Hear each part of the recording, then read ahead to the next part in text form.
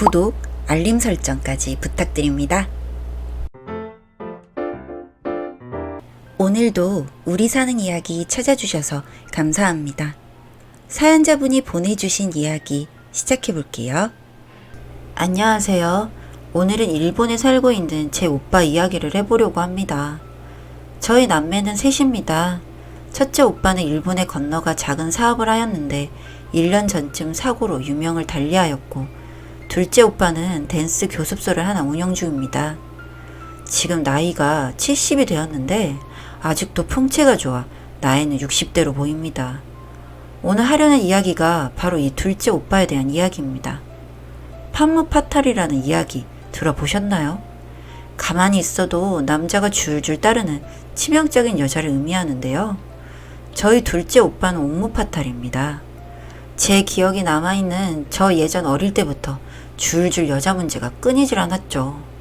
잘생긴 외모를 가지고 있어 버스만 타도 가방에 러브레터가 들어있곤 했는데요. 사실 배우를 하겠다고 수업을 듣기도 했으나 그게 잘 풀리지는 않았습니다.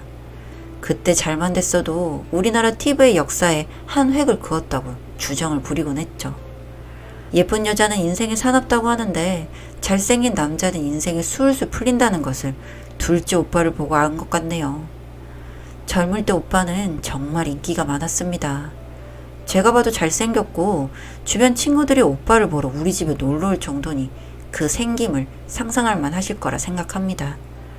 오빠는 얼굴값을 하는지 공부에는 뜻이 없었고, 배우 수업을 받아 딴 데 하나 한다며 아버지한테 머리를 홀랑 밀린 후로는 변변찮은 직업을 가지지 않고 여자들이랑 놀러만 다녔습니다. 앉아서 기타나 몇 번 퉁기고 노래를 불러주면 밥이고 술이고 여자고 술술 붙었으니 이만한 상팔자가 어딨겠어요. 큰오빠가 돈을 번다며 일본으로 넘어가고 나서는 집에 들어오는 일도 잘 없었습니다. 뭐 동네가 다른 건 아니라 밖에서 종종 보이기도 했는데요. 늘 다른 여자 옆에서 트로피처럼 서있던 둘째 오빠는 삐딱하게 중절모를 눌러쓰고 입술을 멋지게 휘며 저한테 미소를 지어주곤 했습니다. 그 모습을 보고 저는 속으로 늘 되뇌었죠. 양아치. 그렇게 나이가 30이 넘으니 이제 자기 밥벌이는 해야겠다는 생각이 든 모양이더라고요. 둘째 오빠가 춤을 좀 췄거든요. 근본 없이 흥에 겨워 추는 춤이었지만 허우대가 말짱하니 제법 훌륭한 댄스로 보였습니다. 그렇게 기본기도 없는 사람이 댄스 교습소에 선생으로 들어갔죠. 그리고 놀랍게도 1년 후쯤에는 원장 자리를 꿰차더라고요. 정말 저는 살면서 외모만으로도 인생을 이렇게 안락하게 살 수 있구나를 우리 둘째 오빠를 보고 알았던 것 같습니다. 그렇게 연애도 하고 결혼도 했습니다. 새언니는 정말 착하고 수더분한 사람이었어요. 둘째 오라비를 너무 좋아해서 눈에서 사랑이 뚝뚝 넘쳤습니다. 정말 그거 두 짝만 차고 장가든 오빠라도 그렇게 좋았는지 티셔츠와 양말까지 다림질을 해서 언제나 말쑥한 상태로 출근을 시키곤 했죠. 오빠는 30대 중후반이 되니 더 잘생겨졌습니다. 여자들의 사랑을 먹고 얼굴이 피는지 TV에 나오는 사람처럼 번듯한 얼굴이 되더군요. 춤을 추는 허우대니 풍채도 말짱해서 사람만 보면 꼭 홍콩 영화에 나온 배우 같다는 평이 많았습니다. 그러다가 사단이 났죠. 얼굴값을 한 오빠가 바람이 났습니다. 춤바람 난 유부녀와 세기의 사랑에 빠진 것이죠. 살아온 동안 제대로 사랑을 한 적이 없다며 드라마같이 눈물을 뚝뚝 흘린 오빠는 새언니에게 호되게 뺨을 쳐맞았는데 저도 그럴만하다 생각했죠. 네가 사랑을 한 적이 없으면 네랑 결혼한 나는 뭐가 되는데. 미안하다. 영화처럼 멘트를 친 오빠는 새언니가 집어던진 신발에 맞아 피까지 났는데요. 솔직히 저는 말리고 싶지가 않았던 것이 둘 사이에는 젖먹이 아들까지 있었거든요. 상식적으로 몸 풀고 얼마 되지도 않은 마누라를 두고 바람을 피우는 것이 인간입니까? 짐승이지. 그렇게 순수하던 새언니가 집을 나갔습니다. 혼자 비극의 주인공이며 로미오와 줄리엣 놀이를 한 그 불륜 남녀는 서로의 남편과 아내에게 몇 번 맞은 후 이혼에 성공하더군요. 사람 새끼가 맞는지 젖먹이도 단번에 포기를 했습니다. 양육권을 새언니에게 넘기면서도 희희낙락 행복하게만 웃고 있던데 이제는 둘째 오빠의 잘생긴 얼굴도 백치로만 보이더군요. 그나마 새언니는 어리숙한 사람만은 아니었는지 오빠한테 소송을 걸어 재산까지 빼앗았습니다. 양육권에 양육비, 재산의 대부분까지 뜯겼는데도 오빠는 여자에게 빠져 정신을 못 차리더군요. 뭐 그렇게 이혼을 하고 바로 재혼을 했습니다. 새언니가 좀 활발하고 화사한 사람이었다면 두 번째 여자는 청초한 맛이 있더라고요. 수선화처럼 여리여리한 허리를 가진 하얗고 작은 사람이었죠. 이 여자가 무슨 정신으로 춤바람이 났고 이혼까지 했는지 알 수가 없는 노릇이었습니다. 그리고 그 이유는 차차 알아가게 되려나 했는데 2년 만에 이 언니가 죽어버리더라고요. 둘 사이에도 아들이 하나 낳았는데 오빠는 이 아들을 거의 방치하다시피 키웠습니다. 솔직히 저도 제 가정이 있는 사람이라 조카가 어떻게 자라는지는 잘 모르겠네요. 그렇게 20이 된 후에는 따로 나가서 산 것 같은데 소식이 없습니다. 오빠는 늘 자식 새끼가 애비를 공경할 줄 모른다며 투덜거렸지만 말이야 바른 말이죠. 교습소 하면서 온갖 여자 문제를 다 일으키고 1년에 2번은 바람난 유부녀의 남편이 쫓아와서 주먹을 날리니 이런 사람을 무슨 애비라고 존경시키나 하겠어요. 그렇게 세기의 사랑을 끝낸 오빠는 무수한 연애를 즐기면서도 결혼만은 하지 않더군요. 이쯤 되면 죽은 두 번째 여자가 자기의 바람개 이유라도 되는 양 우수에 찬 눈을 하고 여자들을 후리고 다니는데 진짜 우습게도 오빠가 눈길만 돌리더라도 연령대 다양한 여자들이 줄줄 따르는 모습을 보이더라고요. 오빠가 50이 되고 60이 되어도 마찬가지니 정말 잘생긴 남자의 인생인지 아니면 냥기가 있는 남자의 인생인지 팔자에 새겨져 있는 것일까요? 이런 부분은. 이렇게 오빠도 나이를 먹었고 60이 지나니 로맨스 그레이에 걸맞는 풍모가 되었어요. 세월의 흐름으로 얼굴에 새겨진 주름과 나이치고 잘 관리된 몸매는 오빠의 낡은 교습소에 손님이 끊이지 않도록 하더라고요.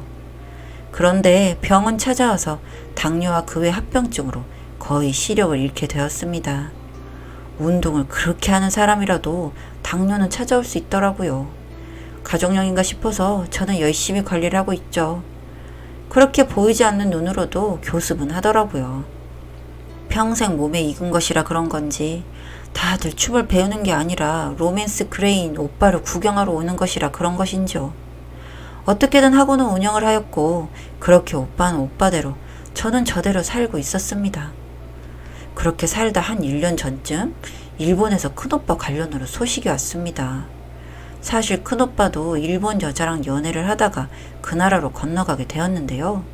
그 여자랑 헤어지고 난 다음에도 일본에 자리를 잡고 마치 그 나라 사람처럼 살아왔던 것이죠. 그런데 일본 땅에서 교통사고가 나서 직사했다고 하더라고요. 솔직히 오랜 기간 보지 못한 동기간이라 마음이 헛헛하고 눈물이 났지만 생각보다 충격적이진 않았습니다. 그것보다는 오빠가 남기고 간 재산이 참 고마웠죠. 이 나이쯤 되면 현금이 부족한 것도 사실이라 오빠가 남기고 간 자산을 처분해 둘이 나누니 수억이 되더군요. 큰오빠가 가지고 있던 채권이 규모가 있어 전달할 곳이 동기간인 우리 둘밖에 없다고 했습니다. 오빠가 나의 노후를 책임져 주었구나 싶어 그것이 참 고마웠습니다.